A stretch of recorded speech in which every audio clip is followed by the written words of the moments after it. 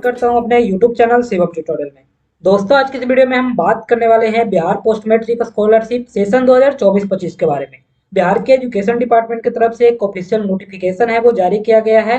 दोस्तों, इस वीडियो में हम उस नोटिफिकेशन के बारे में जानेंगे, साथ ही समझेंगे इस स्कॉलरशिप के लिए एलिजिबिलिटी है वो क्या होना चाहिए, आपके पास कौन कौन सा डॉक्यूमेंट है वो होना चाहिए। दोस्तों, आपके लिए ये वीडियो है वो इंपॉर्टेंट होने वाली है, आप वीडियो को कंटिन्यू कर सकते हैं। दोस्तों, इस तरह का नोटिस है वो आपके पास भी आया होगा और इसमें बताया गया है एतद द्वारा सूचित किया जाता है कि अनुसूचित जाति प्रवेशकोत्तर छात्रवृत्ति योजना एवं अनुसूचित जनजाति प्रवेशकोत्तर छात्रवृत्ति योजना, मुख्यमंत्री अनुसूचित जाति एवं अनुसूचित जनजाति प्रवेशकोत्तर छात्रवृत्ति योजना एवं मुख्यमंत्री पिछड़ा वर्ग एवं अति पिछड़ा वर्ग प्रवेशकोत्तर छात्रवृत्ति योजना 2024 के अंतर्गत शैक्षणिक सेशन जो आपका एकेडमिक सेशन है उसमें 24-25 हेतु पीएमएस पोर्टल है उसे ओपन करने के लिए बोला गया है और इसमें जो डेट दिया गया है वो आपका 7 जनवरी से 10 मार्च का दिया गया है। दोस्तों, नीचे में एक और जो नोट करके लिखा गया है, वर्तमान में बताया गया है कि ई शिक्षा कोष पोर्टल पे आधार पंजीकृत इंटरमीडिएट एवं समकक्ष कोर्स के अध्ययनरत छात्र छात्राओं के लिए पीएमएस पोर्टल खोला गया है। शेष छात्र छात्राओं के लिए पंजीकरण हेतु शीघ्र ही सूचित किया जाएगा। दोस्तों, कहने का मतलब है कि ये जो पोर्टल है पीएमएस का वो अभी बस इंटर लेवल के कोर्स के लिए ही ओपन किया गया है और इसमें भी जो ई शिक्षा कोर्स पोर्टल पे आधार पंजीकृत है उन सारे कैंडिडेट है वो सब अपना आवेदन है वो कर सकते हैं। इसके अलावा जो भी कोर्स के स्टूडेंट हैं उन सारे लोग के लिए बाद में है वो सूचित किया जाएगा, इसका नोटिफिकेशन है वो बाद में आएगा, उन लोग के लिए अभी स्टार्ट नहीं किया गया है।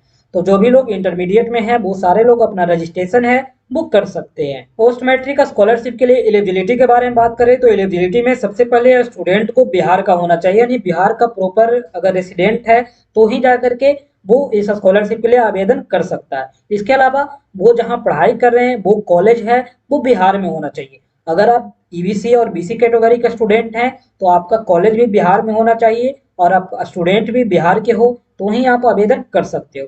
इसके अलावा जो SC ST कैटेगरी के स्टूडेंट हैं वो पूरे इंडिया में कहीं भी पढ़ रहे हैं तो वो लोग आवेदन है वो कर सकते हैं। दोस्तों, हम एनुअल इनकम के बारे में बात करें तो जो SC ST कैटेगरी के स्टूडेंट हैं उनका 3 लाख से ज़्यादा एनुअल इनकम है वो नहीं होना चाहिए।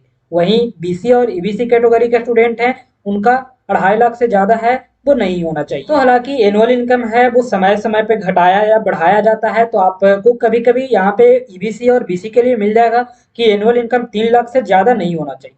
तो आप ये मान करके चलो कि 3 लाख तक, यानी कि 0 से 3 लाख तक आपका एनुअल इनकम है तो आप आवेदन कर सकते हैं। अगर उससे ज़्यादा है तो फिर आपको यह स्कॉलरशिप है वो नहीं मिलेगा। कैटेगरी के बारे में बात करें तो एक जो स्कॉलरशिप है पोस्ट मैट्रिक का, इसमें BC category, EBC category, SC और ST कैटेगरी के स्टूडेंट को ही मिलता है। इसमें जनरल कैटेगरी वाले या फिर EWS वाले को यह स्कॉलरशिप नहीं मिलता है। दोस्तों, हम कोर्स के बारे में बात करें तो कोई भी स्टूडेंट 10वां पास हो चुका है और फिलहाल किसी भी तरह का कोई कोर्स कर रहा है, चाहे वो 11th-12th में हो, ग्रेजुएशन कर रहा हो, बीटेक कर रहा हो या फिर इंजीनियरिंग जिसको बोलते हैं वो कर रहा हो, डिप्लोमा कर रहा हो, ITI कर रहा हो, मेडिकल का कोई कोर्स कर रहा हो, नर्सिंग में हो, पारा मेडिकल में हो या टीचर ट्रेनिंग कर रहा हो, MBA कर रहा हो, BCA कर रहा हो। इसके अलावा बहुत तरह के कोर्स हैं। जो 10th पास है वो कर रहा है तो वो अपना आवेदन है वो कर सकता है। वो सारे कोर्स के स्टूडेंट हैं वो पोस्ट मैट्रिक स्कॉलरशिप के लिए एलिजिबल होते हैं। तो हम डॉक्यूमेंट के बारे में बात करें तो आपके पास आधार कार्ड होना चाहिए, एक बैंक अकाउंट है वो आपका पर्सनल बैंक अकाउंट होना चाहिए। अब फैमिली का ज्वाइंट अकाउंट है तो फिर आपको पैसे नहीं मिलेगा, आपका अकाउंट है वो पर्सनल होना चाहिए और आपका बैंक अकाउंट है वो आधार से सीडेड होना चाहिए DBT के लिए, तो ही आपका जो पैसा है वो आपके बैंक अकाउंट में जाएगा। अगर आपका आधार सीडेड नहीं है तो फिर आप बैंक जा करके अपना बैंक अकाउंट है वो आधार सीडिंग करवा ले। दोस्तों, इसके अलावा कास्ट इनकम रेसिडेंशियल है वो आपका 1 साल के अंदर का होना चाहिए। 10th-12th का मार्कशीट है वो भी चाहिए होता है। अगर कोई स्टूडेंट है 12th के लिए भरेगा तो उसे बट 10th का मार्कशीट है वो देना हो। इसके अलावा कोई ग्रेजुएशन के लिए अप्लाई करेगा तो उसे 10th-12th दोनों का देना होता है। इसके अलावा आपको कॉलेज से एक बोनाफाइड सर्टिफिकेट है वो बनवाना होगा, एक कॉलेज से फी रिसिप्ट है वो बनवाना होगा। दोस्तों, फी रिसिप्ट है वो आपको पोस्ट मैट्रिक स्कॉलरशिप के पर्पज से बनवाना है, न कि बिहार स्टूडेंट क्रेडिट कार्ड के लिए। बहुत सारे लोग होते हैं वो बिहार स्टूडेंट क्रेडिट कार्ड के लिए फी रिसिप्ट बनवा लेते हैं और बाद में उनका फॉर्म है वो रिजेक्ट हो जाता है। आपको ध्यान रखना है कि फी रिसिप्ट आपको पोस्ट मैट्रिक स्कॉलरशिप के लिए ही बनवाना है। इसके अलावा आपके पास ईमेल आईडी और मोबाइल नंबर है वो होना चाहिए। बाकी सारे कोर्स के लिए अभी आवेदन है वो शुरू नहीं हुआ है, लेकिन आपके पास अभी समय है, बहुत जल्द ही पोर्टल है वो ओपन हो जाएगा आप लोग के लिए भी। तो आप चाहे तो अपना डॉक्यूमेंट है वो बनवा सकते हैं। हम स्कॉलरशिप अमाउंट के बारे में बात करें तो जो सरकार की तरफ से फिक्स किया गया है उसमें 12th लेवल का जो कोर्स है उसमें 2,000 रुपये मिलते हैं।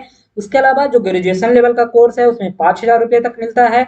इसके अलावा ITI है उसमें भी 5,000 रुपया मिलता है। डिप्लोमा जो कर रहा है या जिसको बोलते हैं पॉलिटेक्निक तो वो उसको 10,000 रुपये है वो स्कॉलरशिप मिलता है।